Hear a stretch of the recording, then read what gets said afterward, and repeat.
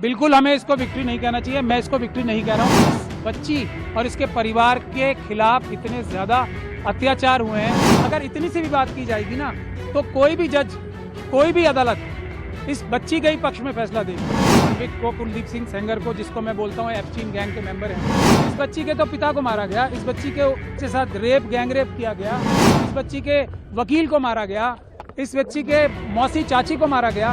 वो जो जीत कहेगा इसको, वो धोखा देगा देश की जनता को भी और पूरी न्यायिक व्यवस्था को। ये जीत नहीं है। जीत क्या है? इस बच्ची की क्या जीत होगी? इसके पिताजी की हत्या कर दी, इसकी माताजी को विधवा कर दिया, इस बच्ची की जीत क्या हो गया? जो जितने लोगों को, क्रिमिनल्स को जो बुलेट प्रूफ गाड़ियां दे रखी हैं, बड़े बड़े घर दे रखे हैं, आप लोग इस पे स्टोरी करो ना। ये हमारी सिस्टम का फेलियर है, हमारी सोसाइटी का फेलियर है। बच्ची जो थी और इसका परिवार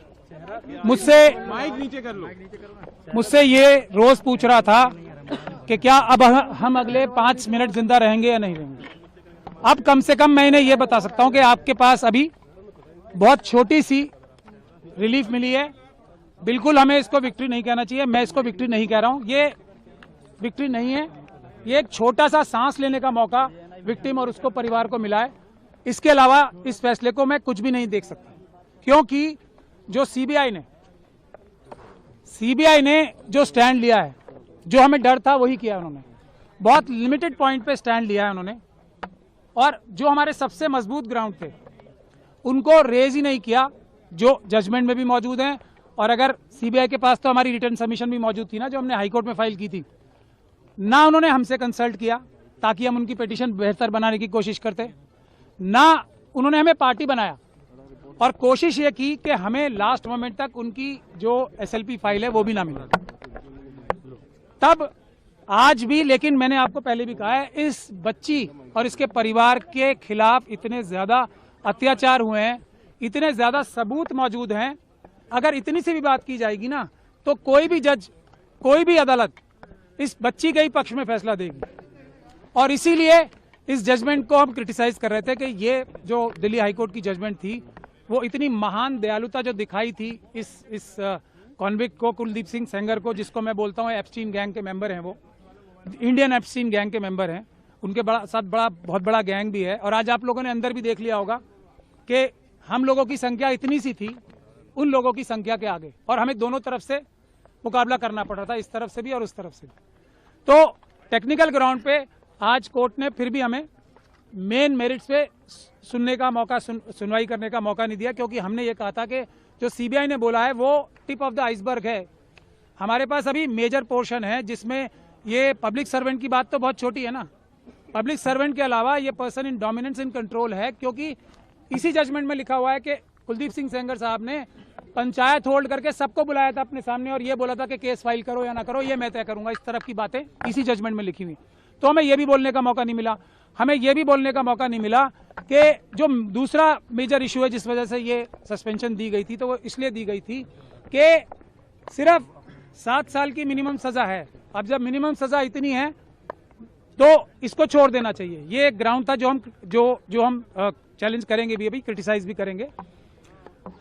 तो मैक्सिमम पनिशमेंट देखी जाती है ना, ये कोर्ट, कोई भी हाई कोर्ट ये फैसला तभी दे सकती है जबकि वो डिटेल में फैसला दे कि इसमें मिनिमम पनिशमेंट से ज्यादा दी नहीं जा सकती।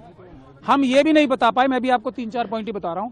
हम ये भी बताना चाहते थे कोर्ट को कि जो थ्रेट परसेप्शन की बात की है वो बिल्कुल परवर्स है। इस बच्ची के तो पिता को मारा गया, इस बच्ची के साथ गैंग रेप किया गया, इस बच्ची के वकील को मारा गया, इस बच्ची के मौसी चाची को मारा गया। उसके बाद भी जब अपील चल रही थी उस दौरान भी जब सिक्योरिटी विड्रॉ करा ली सेंट्रल गवर्नमेंट और स्टेट गवर्नमेंट के बड़े बड़े वकीलों ने यहाँ पेश होके, तब भी 2-2 एफआईआर कराई। तो हम ये भी बताना चाहते थे कि ट्रायल जो हाईकोर्ट थी, ऑनरेबल बेंच ऑफ हाईकोर्ट जो थी, उसने ये भी कंसिडर नहीं किया कि जैसे ही सिक्योरिटी विड्रॉ हुई हमले शुरू हो गए। तो हम ये भी बताना चाहते थे कि थ्रेट परसेप्शन ऐसी नहीं होती कि अंदाजा लगा के ये कह दिया जाए कि फ्यूचर में अटैक नहीं होगा, इसके ऊपर कोई हमला नहीं होगा, क्योंकि सीआरपीएफ है इसलिए किसको कोई खतरा नहीं है। माँ को तो खतरा है। फैसले को कैसे देखते हैं आप? मैंने आपको बताया ना, ये मरते हुए नहीं, जो इसको जीत कहेगा, वो जो जीत कहेगा इसको, वो धोखा देगा देश की जनता को भी और पूरी न्यायिक व्यवस्था को। सबसे बड़ा धोखा होगा अगर इसे जीत बोला जाए। मेरी बात सुन लीजिए, ये जीत नहीं है। जीत क्या है? इस बच्ची की क्या जीत होगी? इस बच्ची को दर दर की ठोकरें खानी पड़ रही हैं, इतने छोटे छोटे 2 बच्चे हैं उसको कल मार दिया जाएगा, परसों कोई सिक्योरिटी नहीं है। इस बच्ची का क्या जीत होगी? इसके पिताजी की हत्या कर दी, इसकी माताजी को विधवा कर दिया, इस बच्ची की जीत कहाँ होगी अब? इसके वकील को मार दिया गया, इसकी मौसी चाची को मार दिया गया, और ये सड़कों पे दर दर भटक रही है। इसकी जीत होगी क्या? इसकी क्या जीत? मैं सीबीआई ने हमें पार्टी नहीं बनाया। सुरक्षा छोड़िए, पहले जो जितने लोगों को, क्रिमिनल्स को जो बुलेट प्रूफ गाड़ियां दे रखी हैं, बड़े बड़े घर दे रखे हैं, आप लोग इस पे स्टोरी करो ना। क्या ये बच्चियां? नहीं, मैं एक मिनट बता रहा हूँ, एक मिनट पहले एक लाइन तो बोलने दो। हाथरस की बच्ची है ना, जब वो भी मरने लगेंगे तभी उनका भी ख्याल होगा, उसका परिवार का कोई ख्याल नहीं हो रहा ना। ये हमारी, बस लास्ट लाइन बोलिए, ये हमारी सिस्टम का फेलियर है, हमारी सोसाइटी का फेलियर है कि हम 2 दिन 4 दिन तो किसी इशू के बारे में एक्टिव रहते हैं, उसके बाद निरंतरता नहीं होती। यही जो गिद्ध है ना एप्स्टीन गैंग के, ये इस बात को जानते हैं कि 5-6 दिन, 1 महीने से ज्यादा देश की जनता भूल जाएगी, क्योंकि अपनी परेशानियों में मुब्तला हो जाती है। मैं इसको, अगर आप इसको रिलीफ कह रही हो कि जो इतनी एक तरीके से, पूरी तरीके से कानून व्यवस्था और सब लॉ के खिलाफ जो हाईकोर्ट की जजमेंट थी उसको रोक दिया गया, तो फिर मैं रिलीफ कह सकता हूं, लेकिन ये बच्ची को